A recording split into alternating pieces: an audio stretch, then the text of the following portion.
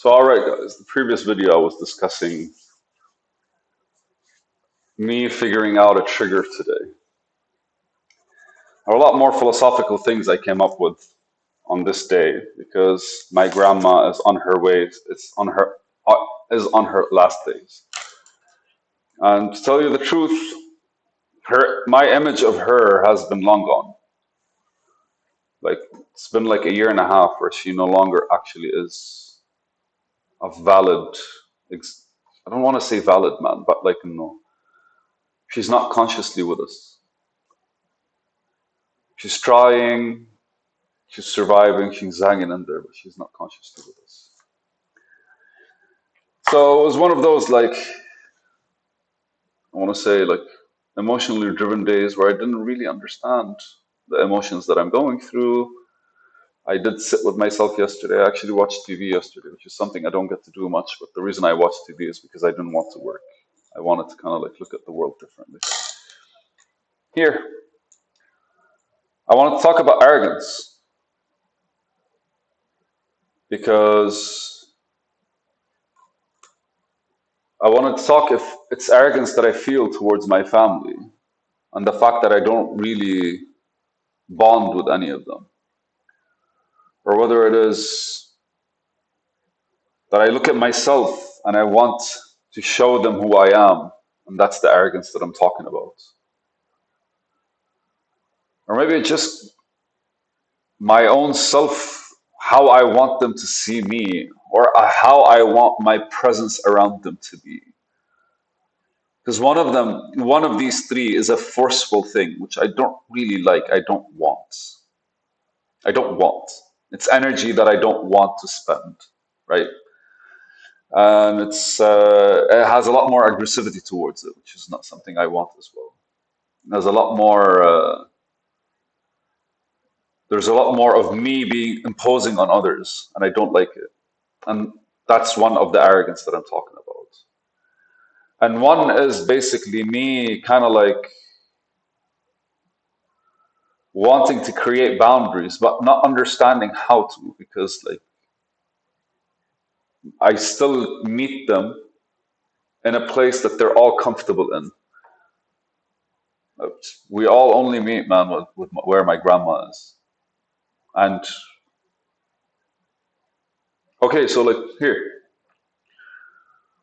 when she dies, and she is going to die, she's 94, 96, between 94 and 96. But like we can't even find a place, a vein for us to give her like the glucose for her to sustain a level of energy. And she hasn't eaten in 4 days. She can't move. She can't swallow.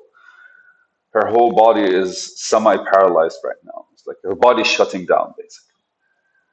And she seems to be holding on, waiting for something. And I think the last of her children that's still alive, and my uncle, and she's waiting for him to arrive. He arrives on Wednesday. And I'm hoping when she sits with him, she gets to relax and kind of like depart. When she dies, I, among many of us, will have no reason to hang out with each other anymore. From my perspective, there's absolutely no reason for me to hang out with any of them. We don't talk. There are no conversations. We don't express. We don't do things together. Absolute shit. The only reason we tend to meet is because she's still alive and we go to see her. And it happens to be like on Sundays, Saturdays, or like whatever. So hear me out. The first thing I thought of on my way to see her yesterday night was,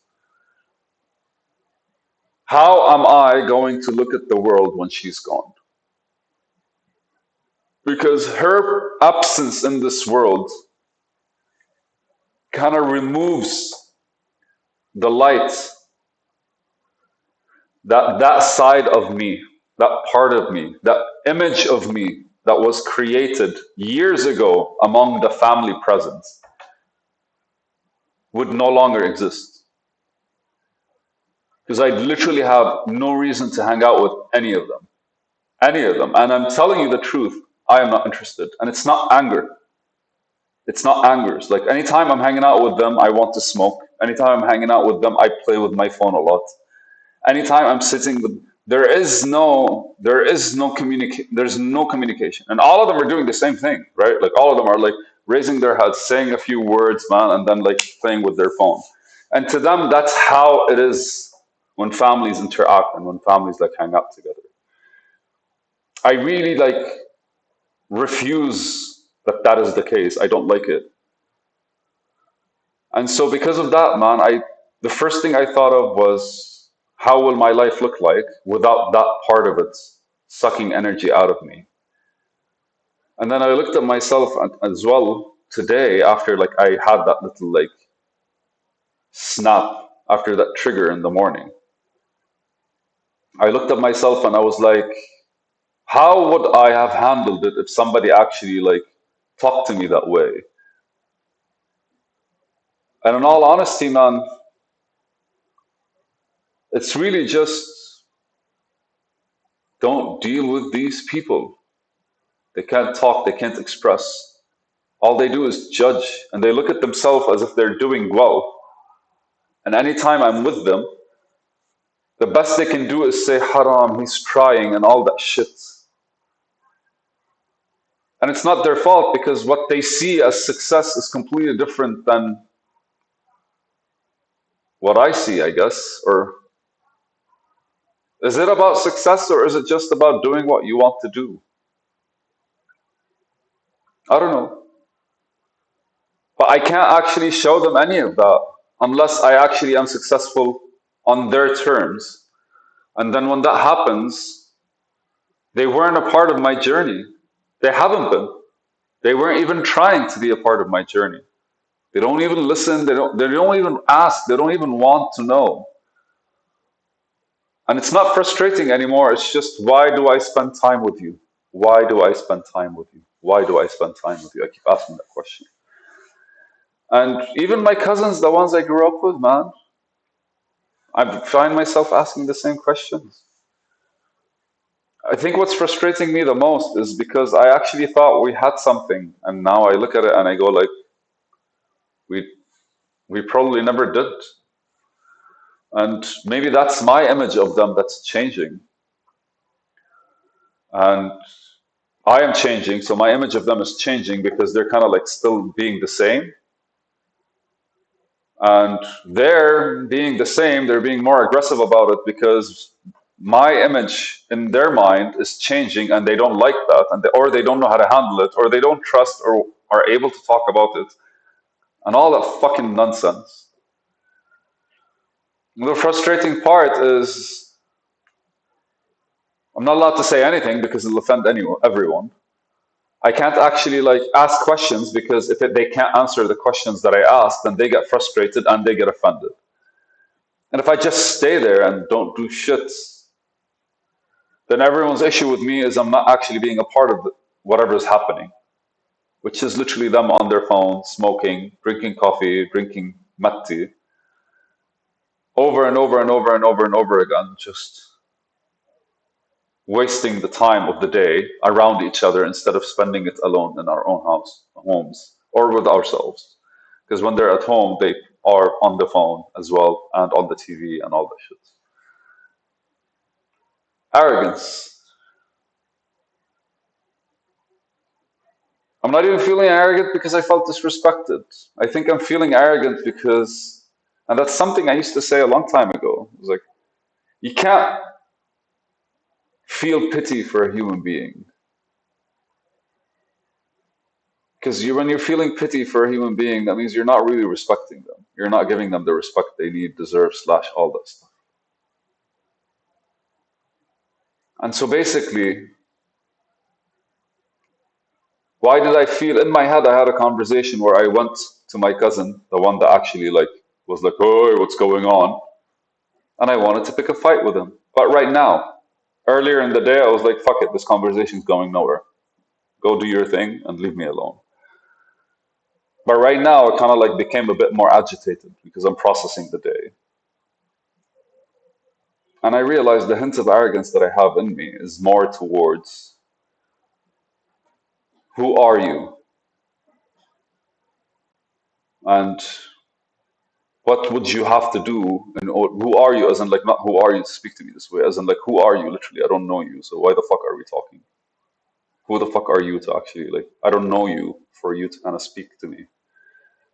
The image, whoever I thought you were, hasn't been the case for so long, and whoever you think I am has been off for over 15, 20 years. And the second thing was like, no. How would you engage with people? How would you engage with people where there's nothing you can do or they can do to understand what's coming out of your mouth? How are you able to kind of like meet them at an image that's decent enough? Because yeah, everyone in our own realities, each individual creates an image of somebody. There's a persona that you create. Oh, this is him, this is her, this is him, this is her. And so you have to own up to the image of them, or else you're always disappointing them or being an asshole or something. And they have to own up to the image of you, or else it's the same. And it feels like we either have to be completely honest with each other and express the proper images, which sometimes cannot actually happen because we can't really like. It takes a lot of trust to build that kind of like honesty and like security around the people that are around you. And the best thing you can do is create a persona that everyone would be able to relate to. And then from there, that's basically what you do. What you do is engage with the bare minimum so that you don't offend anyone. Is that something really interesting? Is it? I think psychopaths do that. I'm not really that interested. But that's what they teach you in business school, isn't it? That's what they teach you in business school. And that's how you prepare for interviews. And that's how you're always kind of like engaging with people in a certain way.